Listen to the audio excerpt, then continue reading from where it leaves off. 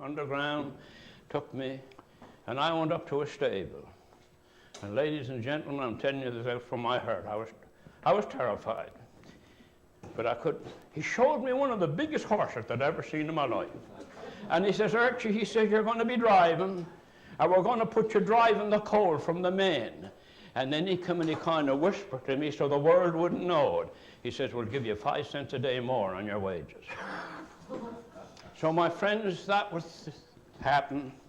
So I went to the old coal miners when we were getting feared, getting scared. And you know what he said to us? He says, Archie, he's gone now. And I know where he's at because he was a wonderful man. And he says to me, Archie, he says, don't falter, boy. He says, it may cost you sacrifices, but he says, there's one thing about it.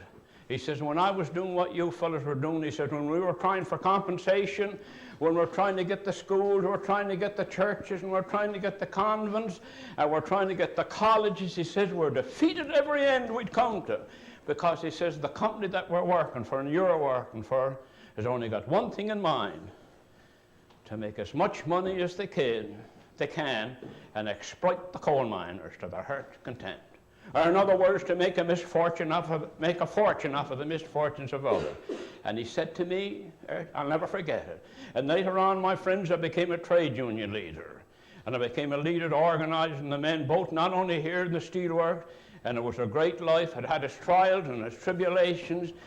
And my friends, I consider it an honor to come and tell you people in my humble way, because the 23rd of May, I'll be 79 years of age. I have a family. I'm a little old man now, but I got the same fighting spirit I had in before. If I can do good to my fellow man, and I'm satisfied for that, and I feel the same as ever, as long as I'm doing right, come what may, I don't care what the hell they'll do, as long as I'll do something for the common people. So anyway, my friends, this man said to me, Archie, he says, when we were going down in his shivering voice, he says, every time we'd meet, he says, we'd meet with defeat. And he said, you know, he says, we might go down in despair. We might go down in defeat, but we'll never go down in despair. And you know who it was? You might not agree with his ideology. I disagreed with him 1,000 times. He landed in a boat here one day. His name was J.B. McLaughlin. And he helped us a whole lot. You want me to stop, Bill? Well, whenever you get tired, you go ahead. well, if you're asking me whenever I'll get tired, they're good for the night. Yeah. But anyway, my friends, now what I wanted to do, I wanted to ask questions. Yeah. About the horses, why it was that they had little horses in one mine, big horses in another. Ask about the early days, ask about our grandfathers, ask us about, and so you'll have an idea. My grandfather was born in a place called Glencoe, Scotland. And you know, after all that, the Camels and the McDonalds came together after that in Cape Breton, and everything was rosy-posy. And you see, my friends, one of the things happened. You say, a sister said to me one time, Archie, she says to me, how in the name of heaven did you ever go through it, you little fellas like that, and looked after your mothers and fathers? And you know what? You often heard, and Sydney is in on this too, don't worry, the Cape Breton hospitality and generosity knows no bounds. But we don't just give that credit to the Scotch people, we give it to all the people, because when all the people of all different nationalities, we weren't afraid to have the little coloured boy with us in our house. We didn't care whether he was a Catholic or a Protestant, and we all united together. And you know, that kinship helped us to win a great victory. And you know what the victory was? That in 1919, after all the trials and troubles, on March the 1st, the United Mine Workers of America came in, and there was no more firing our mothers out of the houses and the coal company houses. And of course, later on, my friends, any question you'll ask me, I'll do the best I can to do. But I'll always remember the little fellow when he made up this song, 16 tons and what do I get?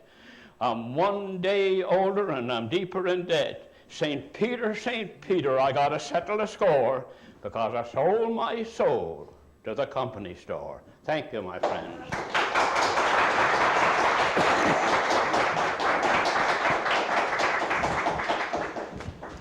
When Archie was telling you about the company stores, we'll give you an idea on the blackboard here. They'll be able to make it out. And now, they used to pay the men every 2 weeks, fortnight pay. And Friday, they'd pay on Saturday, but Friday you'd go up and you'd get this pay sheet. The pay sheet up here at the top was the number of days you worked and the amount of money you got for those days. But down here, you paid hospital, you paid doctor, you paid relief fund, you paid union, you paid church, and any supplies that you got, you paid the rent, you paid the coal, and the company store. That was all taken off your pay. There was men for years and years that never knew what a cent was, or never drew a cent out of the offices. In the winter time, the mines would work probably 1 and 2 days a week. All the things were taken up in the company store. I remember one time, they used to have jam into the wooden buckets. You people wouldn't remember that. Little wooden buckets, they're £3 into it. And my mother was sent me to the store and she said, I said, can I get a bucket of jam? No, you can't. Your sister got to get shoes this week. You'd go up there and you'd get that pay sheet, and down the bottom here would be red ink through it, no pay. People for years and years. That is some of the sacrifices that people made for the sake of you people getting education. And this is what we're concerned with. This is what we're concerned with. We went and went through those troubles. We do want them, and in 1925, the company stores were burned down and people were taught to handle their own money and live as human beings. You paid everything through the company store. Everything was paid, and if you got sick or anything like that, and you went to the store, and didn't have enough time in to cover it off, they put all the parcels there. Don't touch them. You'd be sent to the credit clerk, and the credit clerk told you whether you could have it or not. When does your father expect to go back to work? You know, this was it. And if he didn't, there was no such thing as welfare or anything like that. It was the generosity of the neighbours and the churches that looked after people. And you turn around and take where a man was made with a fatal accident, probably in the mine, and there were no boys to go to work. It was the neighbours and them that looked after the widow and the girls probably that were in the family. These are the things that a lot of people that write books and talk about, but they don't tell the story as it was for the benefit of people today that wants to find out the history and the sacrifices that had been made through the coal mines, and the same thing affected the steel workers too. But back in 1879, men met in the woods in Spring Hill. They met in the woods up there. They weren't allowed to appear. There was a 10% reduction coming up, and some of the men said, we'd form some kind of a union. And they fought that, and if you were told by a boss found it that you were have anything to do with a union, you were out. You had no work. You were fired. But these men met secretly, and they organized the unions, and the company went to the government, and the government said, yes, let them go ahead. They can't do no damage to it anyhow. And they formed the Provincial Workers Association, called the PWA at that time. And the PWA, I might say, was turned out to be a company union. Now, what I mean by a company union is that we couldn't get no legislation, we couldn't get things put in our Mines Act to protect people, we couldn't get no safety conditions, and that carried on for a number of years until 1908, when the organizers from the United States came in here to organize the men in the United Mine Workers. When they turn around and the government says, yes, give them a referendum and see how their vote will carry. So they give the men a referendum on the choice of the two different unions, and the majority for the United Mine Workers was 552 votes. But that didn't mean a thing. The coal company says, we can't recognize the referendum because we have a contract with those men in the PWA. So the men came out on strike. The men came out on strike that time in 1909, and you had 3 days' notice to vacate that house. You were living in a coal company house. 3 days' notice, or they come and they put your furniture out. We saw people getting put out, taken out of the structures, old people, children, put out of their houses during the 1909 strike. And this is some of the things. And it brought a bitterness among people. People that lived in duplex houses for years and years got along wonderful with their neighbours. But when the strike came on, this man belonged to the PWA, he was working.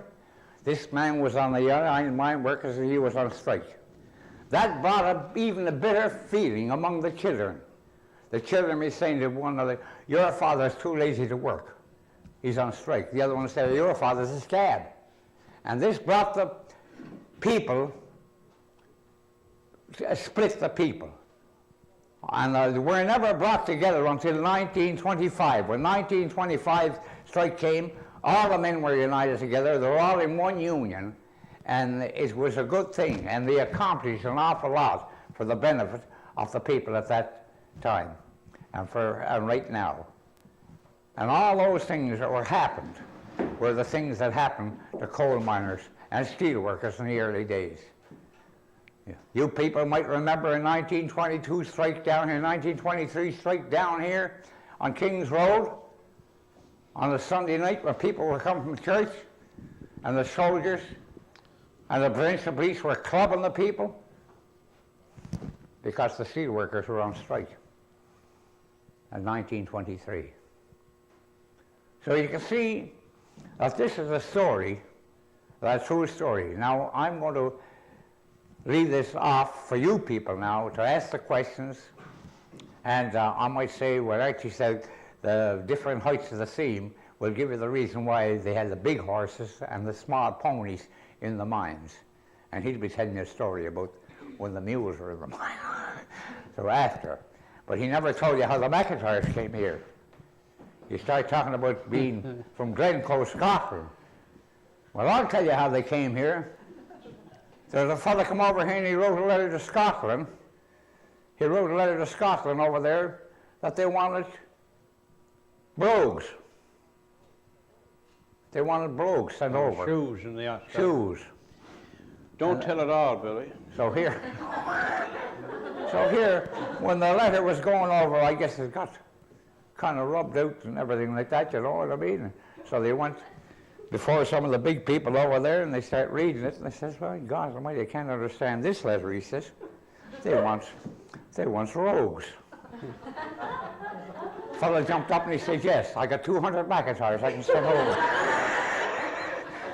Now what I was going to say now, ladies and gentlemen, so you'll know, when I said we united to lift up the people from the morass that they were in. Now, you see, I don't want to get misunderstood.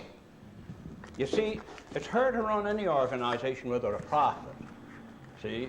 But what we were opposed to then, as young as we were, was excess profits that were making off of the miners at the wages. But I know that's only a part of it. There's many, many interesting questions. Now, one thing I want to tell you is this, that we've been travelling quite a bit, and we just go into, you see, just like we're at our homes. You know, you people here, particularly, you know what they used to call the Cayley. You know, the Scotch people or Irish people, and it'll give you an idea of how close the people are. I'll give you one example. The very place that your place was called, Spanish Bay. There was a young Spaniard. When I was 13 years of age, I was in the coal mine, and there was a young Spaniard, came Billy, you know about him, and he came into our home, you know, into the coal mines. So he used to come for different and that, the people. And you know what? I had lots of Gaelic. I was brought up in Gaelic buttermilk and bagpipes. And so as strange as it may seem, do you know what? How quick things would catch on? That young Spaniard could put us under the table singing and talking Gaelic songs. That kinship. Now the Polish people, we could talk to the Polish people and the Polish people could talk to us. But what I want you people to ask me and Bill is this, and keep this in mind, that there's no such a thing as a foolish question as far as we're concerned. Some of the school children, they say, my gosh, Mr. MacIntyre, what kind of a question could I ask you, a man that was 50 years, that was a trade unionist, that was blacklisted and all that? I'd be ashamed. Don't ever be. Ask us the question. Do you know what? We're right in the Cayley now. We're right at home. We're not big shots at all. We're just ordinary coal miners, and we answer any question, and after a while we'll tell a few nice stories. And some way... It's hard to believe you. Huh? It's hard to believe you. That's right. Yeah, you say you're 79 next month. That's right. And you work, and you had all these tough times, all these years. I'm pensioned quite a while, my friend. And you're in such good shape. Well, I don't know, that's a fact. Now, see, I'll tell you when I was born on the 23rd of May, 1900. I just bet Queen Victoria by a day. So I started in the coal mines. Now, here's one thing. See, I started in the coal mines, not of my own consent. You know, and the steel workers too, just to give you an idea of what the wonderful people, we're not wonderful people, it's the people that are following us, the ones, our mothers and our fathers and your people. And like I always tell the people, don't get this idea because Archie is here that he's only going to talk about the coal miners, for heaven's sake, no. It's all those people that were here, the farmers, the fishermen. But I often think of a lowland Scotsman I met, you know, the lowland Scotsmen too. The Highland Scotsman. And I was talking to this fella, and he was working about a year, and you know the burr, they got the... And I like to hear them talking. I love to hear them singing when I was Scotland and New Glasgow, boy. And of course, we used to have a few snorts in with him.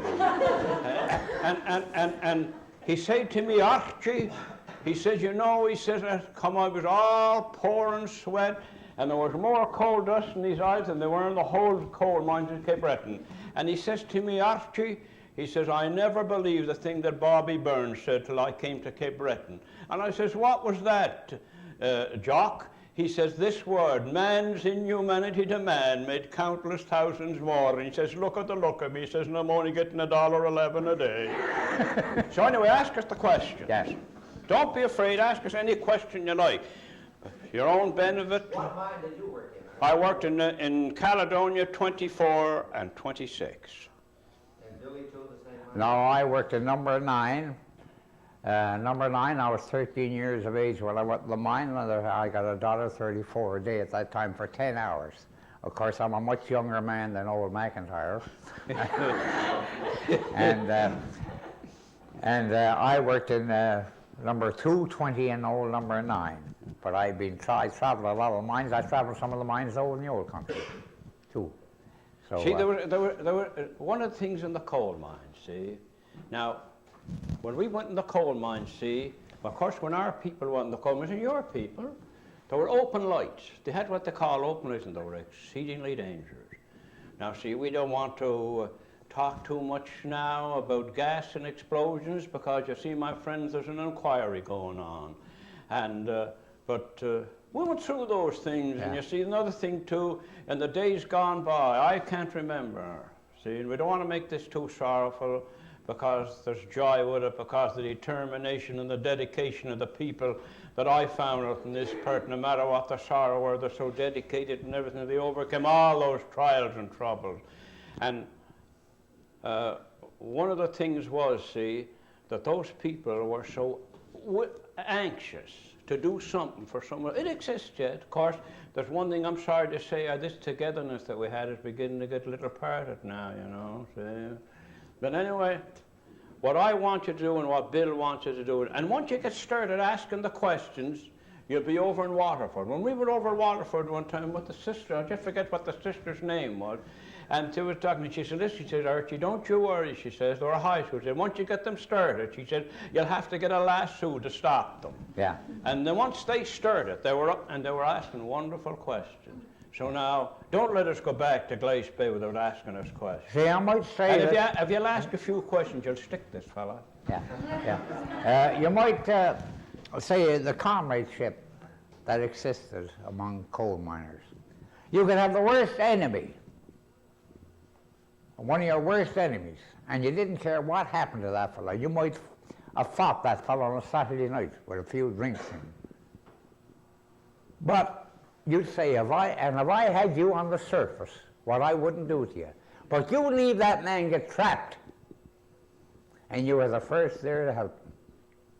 That's the comradeship that was among the coal miners. Then, of course, now there's different. Most of the coal here, in this part, in fact, in this part of the world, in Cape Breton, is called bituminous soft coal. Yeah. Now, this coal here is millions and millions and millions of years old. Just to give you an idea, down at the Miners Museum, you see, just when you go down to that short, you come to coal, and there's nothing but coal. And that geologist from St. Yves told me, I was a guide there, and I asked him, I says, now, could you give me any estimate in your opinion now? I said, how old this coal? He says, Archie, he says, I can't give it to you exactly, but what I can tell you, she's 103 million years old, and she says, one of the young coal mines here. Some of them, now another thing now, the coal seams. The coal seams went by the height, like Bill was telling you, and that's the reasons why they put the ponies and the mules into the low mines, because the horses were too high. Where did they get those ponies? Down home, of course, from our friends down in Newfoundland. And there was quite a bunch of the coal miners come in the early days. In fact, I worked with a lot of the Newfoundlanders. And I'm going to tell you one thing, many will say against the Newfoundlander, have to say it against me too, because they were a great class of people, they were all good people. Now, one of the things was, how did this organization come? Why were men put in jail? I'll give you an idea now, my friends. In 1909, I was coasting, you know, them days with them old-fashioned sleighs that we had, and I noticed my father that got injured badly after that and never to work.